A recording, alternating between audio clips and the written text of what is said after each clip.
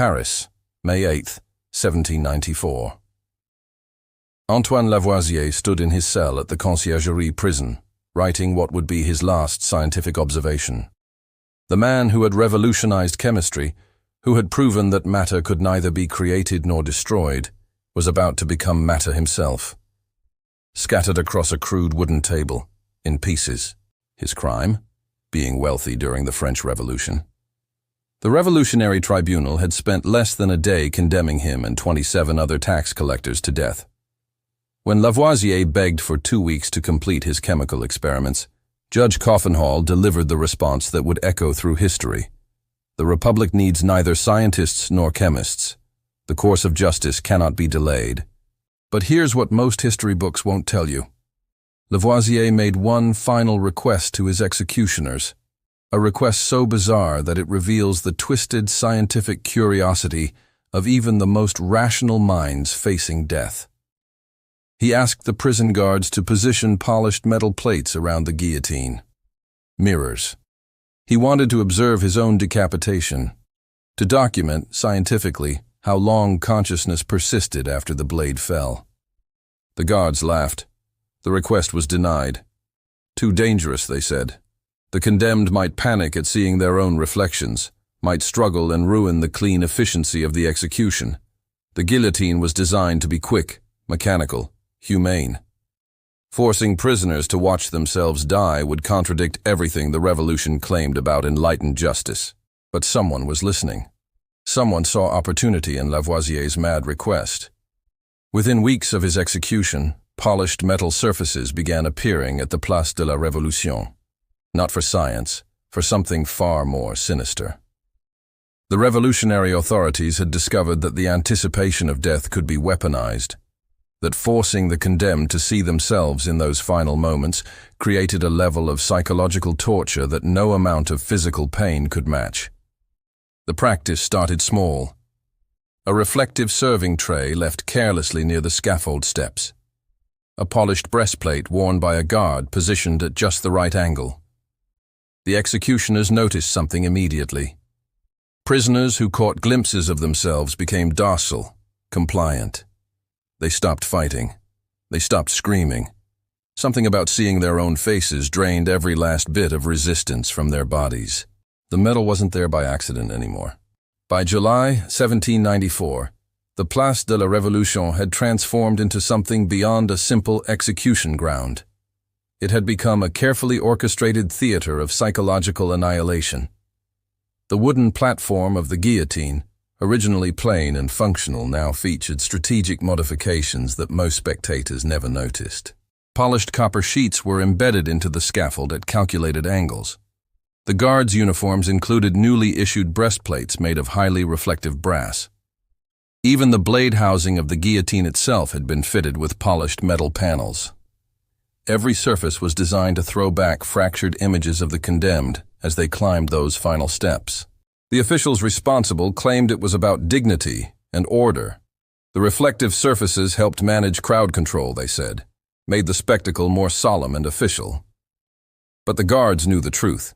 They had explicit instructions about positioning, about angles, about ensuring that certain prisoners, specifically those accused of aristocratic crimes or counter-revolutionary activities, received the full visual experience of their own death. Jean-Baptiste Carrier, one of the most brutal revolutionary officials, had studied the effects personally. He ordered detailed reports from the scaffold guards about prisoner behavior. The findings were methodical and chilling. Prisoners who saw their reflections exhibited an 87% reduction in resistance behaviors. No screaming, no struggling, no final speeches denouncing the revolution. The process worked like this. After sentencing, prisoners were held in cells deliberately kept dark for days before execution, their eyes adjusted to near total darkness. Then, on execution morning, they were dragged into blinding sunlight. The contrast alone was disorienting, but the real devastation came when they reached the scaffold and saw themselves for the first time in days or weeks. Most didn't recognize their own faces at first. Imprisonment had changed them. Starvation made cheeks hollow. Fear made eyes wild. Filth made them unrecognizable even to themselves. The moment of recognition was visceral, Guards reported that prisoners would often stop walking entirely, frozen by the sight of what they had become. For aristocratic women, the effect was even more pronounced. Women who had spent their entire lives surrounded by mirrors and vanity suddenly confronted versions of themselves that contradicted everything they had known. Hair matted and filthy, skin covered in prison grime, expensive clothing reduced to rags. The psychological impact of seeing themselves destroyed was often more devastating than the fear of death itself. But the true genius of the system, if such cruelty can be called genius, was in the timing. The condemned weren't shown their reflections during imprisonment. That would give them time to adjust, to accept their degradation. No, the reflections appeared only in those final minutes, when it was far too late to do anything except absorb the full horror of their own transformation. One guard, Pierre Fontaine, kept an unofficial journal of his observations. He noted that prisoners who saw their reflections took an average of 3.2 seconds longer to position their necks properly in the lunette, the wooden collar that held the head in place. Not because they were resisting, because they were still staring at their own faces in the polished metal, unable to look away even as the blade was being raised above them. The crowds noticed the change too. The executions became quieter, more disturbing. There were fewer defiant final words, fewer dramatic gestures. Just silent, broken people climbing the steps and staring at something the crowd couldn't see. The spectacle lost its revolutionary energy and gained something else entirely, a creeping dread that made even the most bloodthirsty spectators uncomfortable. What the crowds didn't know was that this was entirely intentional. The Committee of Public Safety had discovered that nothing broke the aristocratic spirit quite like showing them what the revolution had reduced them to. Not in a mirror in private, but in public, in their final moments, with thousands watching them confront their own destruction. Marie-Anne Pierrette Pauls had survived her husband's execution by mere chance. As Lavoisier's widow, she should have followed him to the guillotine within days. Instead, a bureaucratic error kept her imprisoned for months, while her execution order sat unsigned on someone's desk. By the time she was finally released in early 1795, after Robespierre's fall, she had witnessed something that would haunt her for the remaining 41 years of her life. From her cell window in the conciergerie, Marie-Anne had a partial view of the execution carts leaving for the Place de la Révolution. But more importantly, she could see the processing area where prisoners were prepared for transport. This is where she first noticed the mirrors. It started with the Duchess of Noailles in August 1794.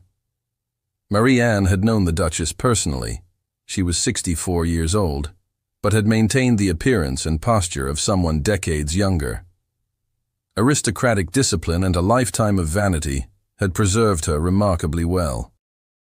Marie-Anne watched as guards led the Duchess through the preparation area, deliberately walking her past a full-length mirror that had been positioned against the prison wall. The Duchess stopped. Her entire body went rigid. She stood staring at her reflection for nearly a minute before the guards had to physically drag her away. But something had changed. When Marie-Anne saw her again in the cart, heading to execution, the Duchess looked completely different. Her face had collapsed. Her posture had crumbled. She looked ancient, broken, as if she had aged 20 years in the span of an hour. Marie-Anne witnessed this transformation repeatedly over the following weeks. Young aristocratic women who had maintained their composure through interrogation and sentencing would emerge from the preparation area looking decades older. Their faces didn't just show fear, they showed something deeper, a fundamental breaking of identity. But the most disturbing case involved the Countess de Tourzel. She was 54, the former governess to the royal children. She had survived 3 years of imprisonment with remarkable dignity, even managing to maintain basic grooming with whatever materials she could scavenge. Other prisoners looked to her as a symbol of resilience, right up until the morning of her execution. The guards took an unusually long time preparing the Countess. Marie-Anne could hear shouting from the preparation area, though she couldn't make out the words. When the Countess finally emerged, she wasn't walking. She was being carried by 2 guards. Her eyes were open, but she wasn't seeing anything. Or rather, She was seeing something else. Something that had broken her completely. Later, Marie-Anne learned what had happened from a guard who felt guilty enough to talk. They had positioned 3 mirrors around the Countess at different angles. Made her look at herself from perspectives she had never seen. The back of her head, where her hair had fallen out in clumps from malnutrition. The side profile that showed how prison had collapsed her face. The full frontal view that displayed everything she had become. The guard said the Countess had started laughing. Not hysterical laughter, something worse, the laugh of someone whose mind had simply given up. She kept repeating one phrase over and over. That's not me. That cannot be me. Even as they loaded her onto the cart, even as they positioned her neck in the lunette, she was still whispering it. That cannot be me. Marie-Anne's own experience with the mirrors came by accident. During one of her transfers between cells, a guard deliberately held her in front of a polished metal door for several minutes while he pretended to search for keys. She saw herself fully for the first time in months. The woman staring back was unrecognizable. Sunken eyes, grey skin, hair that had gone white in patches. She was 36 years old and looked 60. The guard watched her reaction with clinical interest. He even took notes. Marie-Anne realized with growing horror that she was being studied. They were documenting the exact moment when prisoners confronted their own degradation, measuring it, timing it, perfecting it. After her release, Marie-Anne tried to report what she had witnessed, but by then, the terror was over. Everyone wanted to forget. The official records made no mention of mirrors or psychological torture. The revolutionary government's crimes were being carefully minimized and reframed. Nobody wanted to hear about the calculated cruelty behind the executions. But Marie-Anne kept detailed notes. She interviewed other survivors. She documented dozens of cases where prisoners had been deliberately shown their reflections before execution. The pattern was unmistakable. Younger prisoners, especially women under 30, were shown their reflections from multiple angles. Older prisoners were given longer exposure times, sometimes up to 10 minutes of forced viewing. The most disturbing detail came from a former executioner's assistant named Claude Ricard. He admitted that they had discovered something unexpected. Prisoners who saw their reflections immediately before execution showed different patterns of consciousness after decapitation. Their eyes moved differently. Their expressions changed more slowly. It was as if the psychological shock had already begun the process of dying before the blade even fell. Ricard claimed they had experimented with timing, showing reflections at different intervals before execution. They found that the optimal time was approximately 15 to 20 minutes, long enough for the shock to fully set in, short enough that the prisoner couldn't emotionally recover.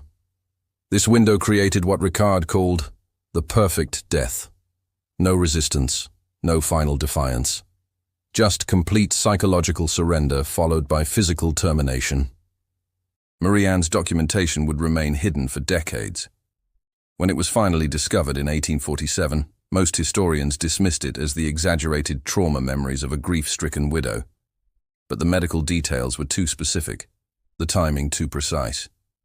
She had documented something real.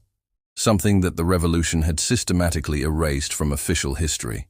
The aristocrats who climbed those scaffold steps hadn't just been killed. They had been forced to witness their own annihilation first, to see exactly what the revolution had reduced them to. And that vision, that final confrontation with their destroyed selves, was the real execution. The guillotine was just the period at the end of a sentence that had already been completed. Charles-Henri Sanson came from a dynasty of executioners. 6 generations of his family had carried out France's death sentences. He had personally executed over 3,000 people during the Revolution, including King Louis XVI.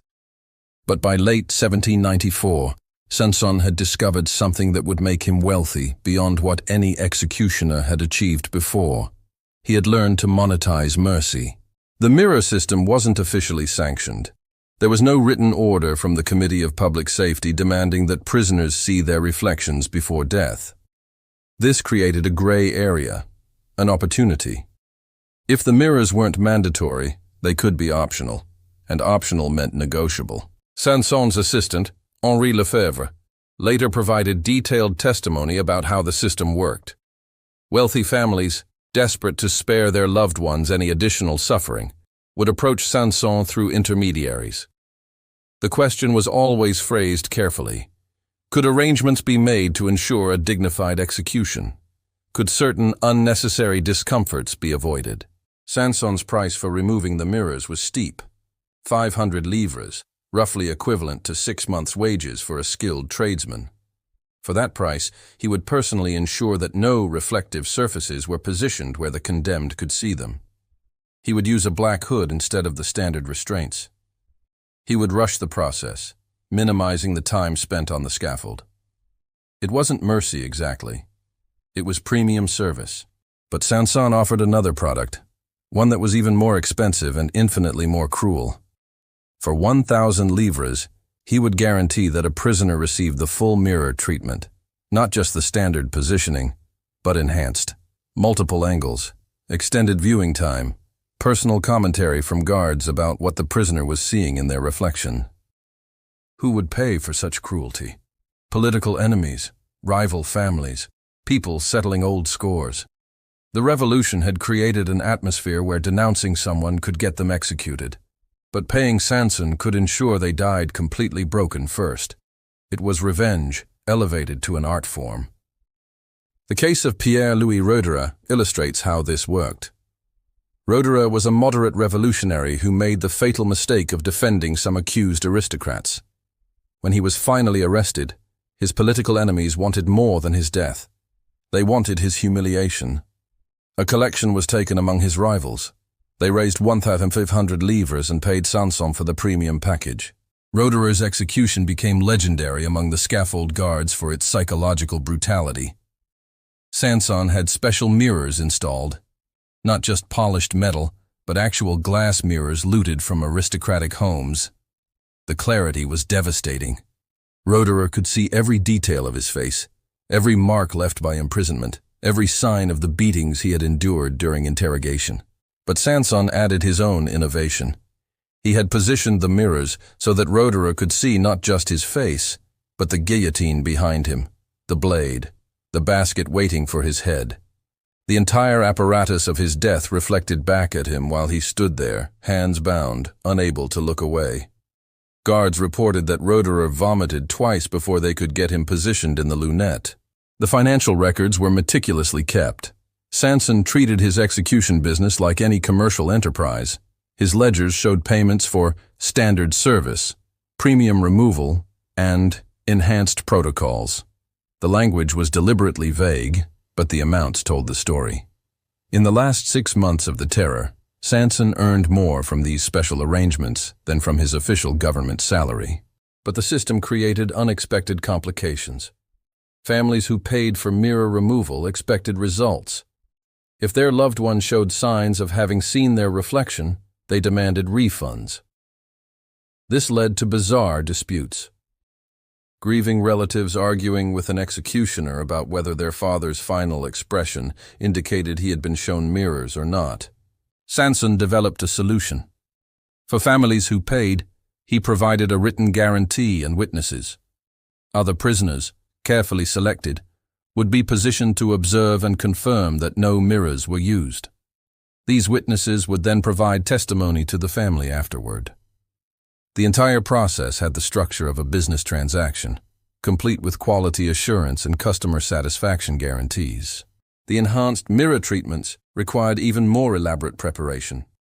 Sanson would spend hours positioning surfaces at precise angles. He consulted with a former theater lighting designer about optimal placement for maximum psychological impact. The goal was to ensure the condemned saw themselves from every possible perspective: front, side, back, overhead.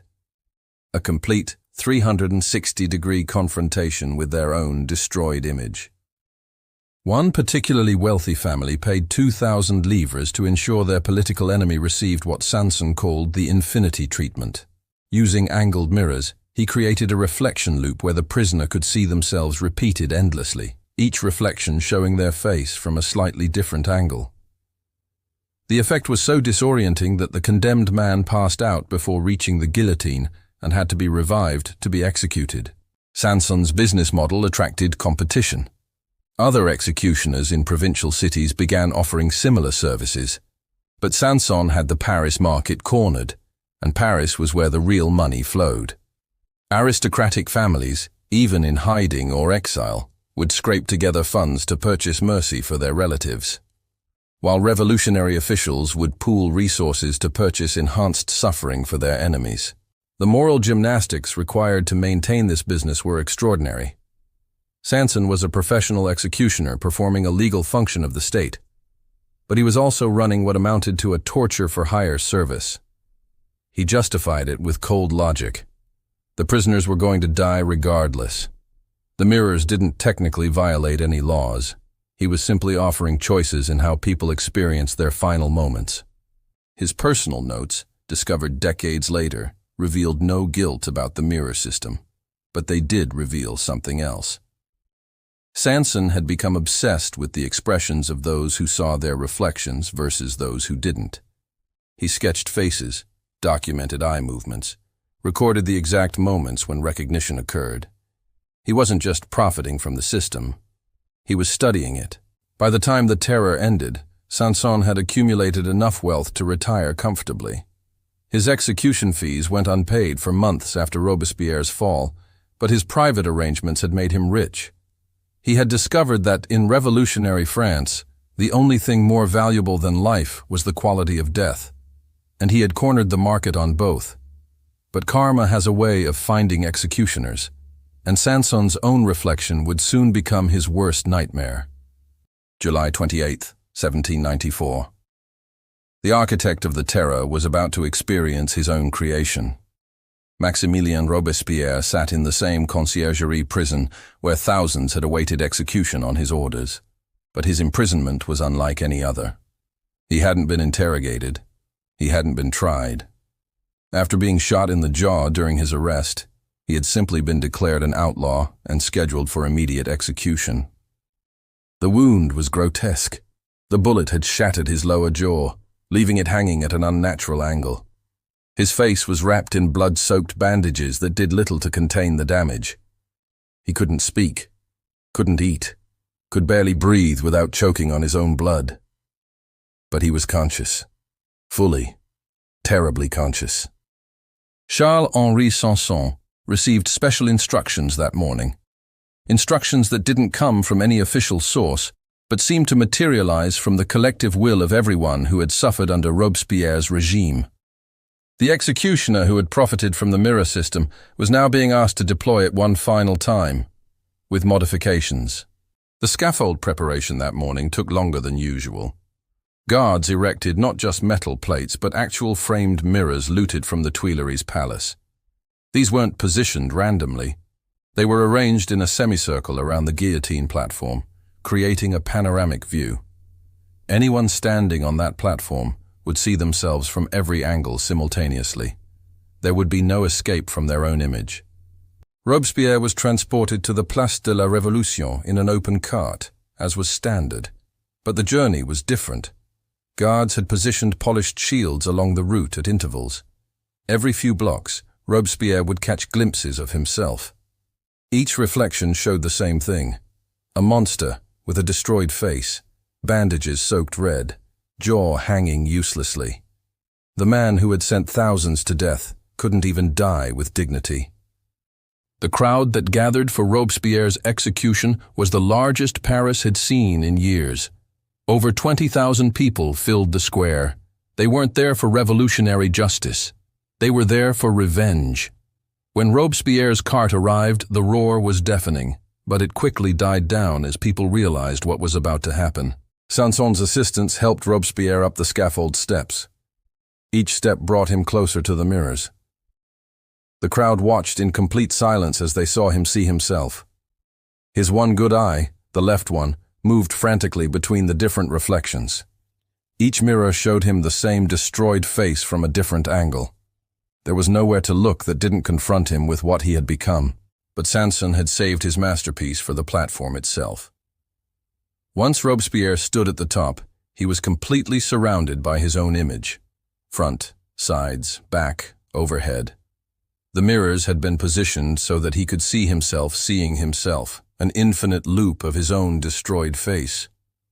Guards later reported that Robespierre's body began trembling uncontrollably, not from fear of death, from the inescapable confrontation with his own reflection.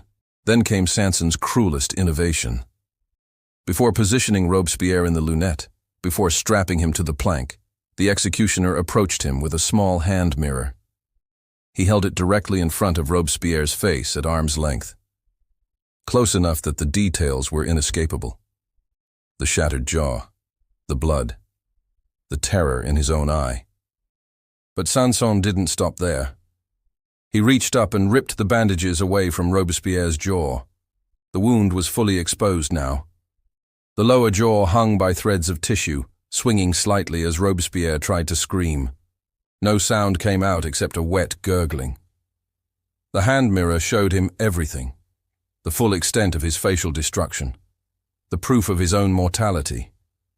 The face of a man who had claimed to represent the pure will of the people, now reduced to ruined meat barely held together. The crowd could see Robespierre's reaction even from a distance.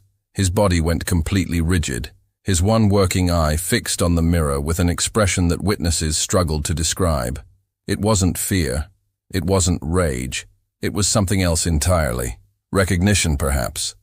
The sudden understanding of what he had done to thousands of others. Not just killed them, but forced them to confront their own destruction first. Sanson held the mirror there for a full minute. 60 seconds of Robespierre staring at his own demolished face. Some witnesses claimed they could see tears mixing with the blood. Others said his eye simply went dead, as if his mind had fled his body entirely while his brain continued functioning. Either way, when Sanson finally lowered the mirror, the man standing there was no longer the same person who had climbed the scaffold steps. The actual execution was almost anticlimactic. Sanson and his assistants positioned Robespierre in the lunette. The wooden collar had to be adjusted because of his destroyed jaw. When they finally secured him, his head was twisted slightly to the left. The position meant he was staring directly into one of the large mirrors positioned at eye level. Right up until the moment the blade fell, Robespierre was looking at his own face. Multiple witnesses recorded what happened next. As the blade descended, Robespierre's visible eye remained open, fixed on the mirror. Some claimed they could see his pupil dilating in the final second. Others said they saw his eye move, tracking the blade's descent in the reflection. Either way, when the blade severed his head, his eye was still looking at his own image. The head fell into the basket with the distinctive thud that had become so familiar to Parisian crowds. But Sanson did something unusual. Instead of immediately showing the head to the crowd, as was traditional, he lifted it and positioned it so the face was aimed directly at one of the mirrors. He held it there for several seconds before turning it to the crowd. Years later, Sanson's assistant, Henri Lefebvre, provided details about what they saw in those few seconds. Robespierre's eye remained open after decapitation. This wasn't unusual. Many severed heads showed brief signs of consciousness, but Robespierre's eye was still focused, still looking at the mirror. Lefebvre swore he saw the pupil contract, as if the dying brain was still processing the visual information of its own severed head. Medical knowledge at the time suggested that consciousness could persist for 15 to 30 seconds after decapitation. The brain had enough oxygen for brief continued function. If Lefebvre's testimony was accurate, then Robespierre's final moments of awareness were spent looking at his own severed head in a mirror. The ultimate confrontation with mortality. Seeing yourself dead while still conscious enough to process what you're seeing. The crowd's reaction was complex. There was no celebration, no cheering. The silence that had fallen when Robespierre saw himself in the mirrors continued even after his execution. People filed away quietly, disturbed by what they had witnessed. This wasn't justice. This was something else. Something that made everyone complicit in a cruelty that exceeded even Robespierre's worst excesses. But the story doesn't end with the execution. It ends with what they found afterward. And that discovery would reveal something that made the entire mirror system even more horrifying than anyone had imagined. The disposal of executed bodies during the terror was routine and efficient. Heads and bodies were collected, thrown into mass graves, and covered with quicklime to speed decomposition. But Robespierre's corpse received special attention. Revolutionary officials wanted to ensure he was truly dead, completely dead. No possibility of martyrdom or resurrection myths. This led to an autopsy. Not a full medical examination, but enough inspection to confirm identity and death. What the examining physician, Dr. Pierre-Jean-Georges Cabanis, discovered would change his entire understanding of human consciousness and death. His notes from that examination were sealed for decades, considered too disturbing for public knowledge. Robespierre's eye, the left one that had remained open during and after execution, showed signs of severe hemorrhaging. This wasn't unusual for decapitation victims, but the pattern of bleeding was wrong. The hemorrhages didn't radiate from the severed neck. They originated from the eye itself, specifically from the retina and the optic nerve. Dr. Cabanis had seen thousands of executed heads. He had never seen this particular pattern of damage. The doctor conducted additional examinations on other victims from that day's executions. The results were disturbing. Every prisoner who had been exposed to the mirrors before execution showed similar ocular hemorrhaging, but prisoners executed without mirror exposure showed normal decapitation trauma.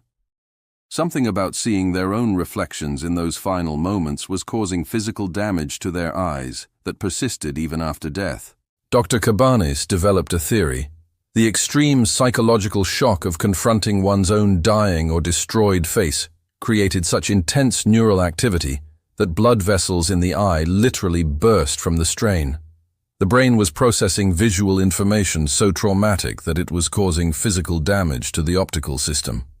In essence, these prisoners had seen something so horrifying that it had destroyed their eyes from the inside. But Robespierre's case was worse. His eye showed not just hemorrhaging, but something else. Tissue damage that suggested the eye had remained active for longer than normal after decapitation. Dr. Cabanis estimated, based on the extent of the cellular damage, that Robespierre's eye had continued functioning for at least 45 seconds after his head was severed. Nearly 3 times longer than average. This suggested something terrifying. The psychological shock of seeing his own destroyed face in the mirrors had somehow kept Robespierre's brain active longer than normal. His consciousness hadn't faded quickly into oblivion. It had lingered, processing, seeing, understanding. For nearly a minute after decapitation, Robespierre had been aware that he was a severed head, and the last thing his eye had seen was his own dead face in Sanson's mirror. Dr. Cabanis's discovery led to secret experiments. He examined dozens of executed prisoners over the following months, comparing those exposed to mirrors versus those who weren't. The data was consistent and horrifying. Mirror exposure correlated with longer periods of post-decapitation consciousness. The more traumatic the visual confrontation before death, the longer the brain remained active afterward. The implications were devastating. The revolutionary government had accidentally discovered a form of torture that extended beyond death itself. By forcing prisoners to confront their own dying faces, they were prolonging the moment of death awareness. These weren't quick, merciful executions. They were extended experiences of conscious dying that lasted far longer than anyone had intended. Charles-Henri Sanson learned about Dr. Cabanis's findings through unofficial channels. The executioner's reaction was unexpected. He didn't express horror or remorse. Instead, he became obsessed with the idea that his victims had seen more than anyone realized. He began having nightmares about eyes, thousands of eyes, all of them looking at their own reflections, all of them aware for those extra seconds that normal execution victims didn't experience. Sanson's mental deterioration was rapid and severe.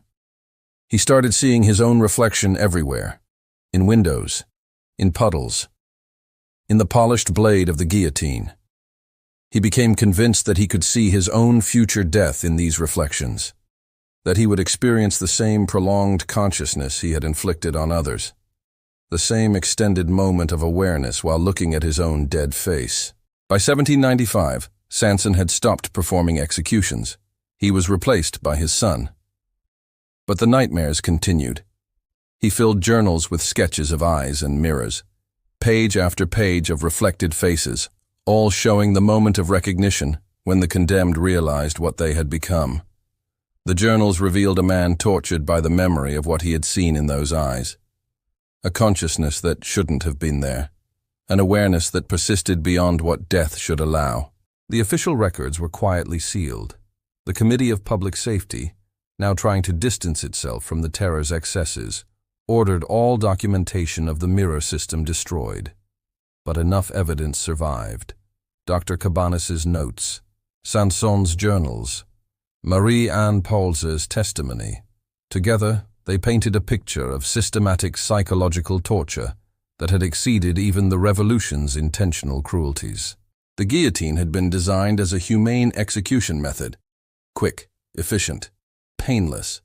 But the addition of mirrors had transformed it into something else entirely, a device that extended the moment of death awareness.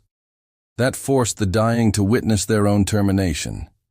That turned execution into a prolonged experience of conscious annihilation. Modern neuroscience has confirmed some of Dr. Cabanis's findings. Brain death doesn't occur instantly at decapitation. The brain can remain conscious for 10 to 30 seconds, possibly longer depending on various factors. During this time, it continues processing sensory information, including vision. If that vision is focused on one's own severed head, the psychological trauma could indeed affect how long consciousness persists.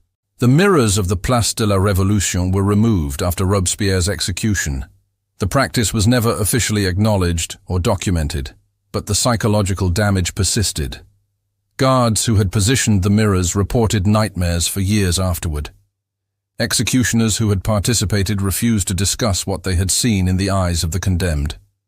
The silence around the mirror system was absolute and deliberate. Antoine Lavoisier's final request had been denied, but his idea had been implemented in the most twisted way possible, not for science, not for knowledge, but for cruelty. The man who had wanted to observe his own death scientifically had inadvertently inspired a system that turned death into an extended experience of self-observation. His legacy wasn't just modern chemistry.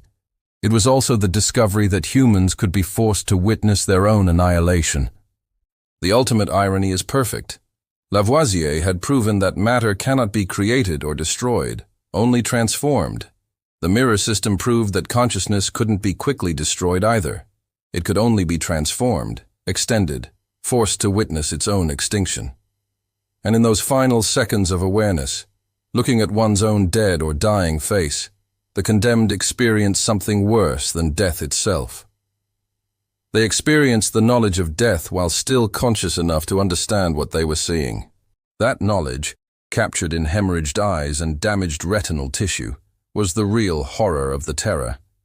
Not the number of dead, not even the speed of the killing, but the fact that the dying were forced to see themselves die, to carry that visual memory into whatever darkness followed, to experience not just death, but the reflection of death. The image of their own destroyed selves burned into their consciousness in those final, extended moments of awareness. The mirrors are long gone.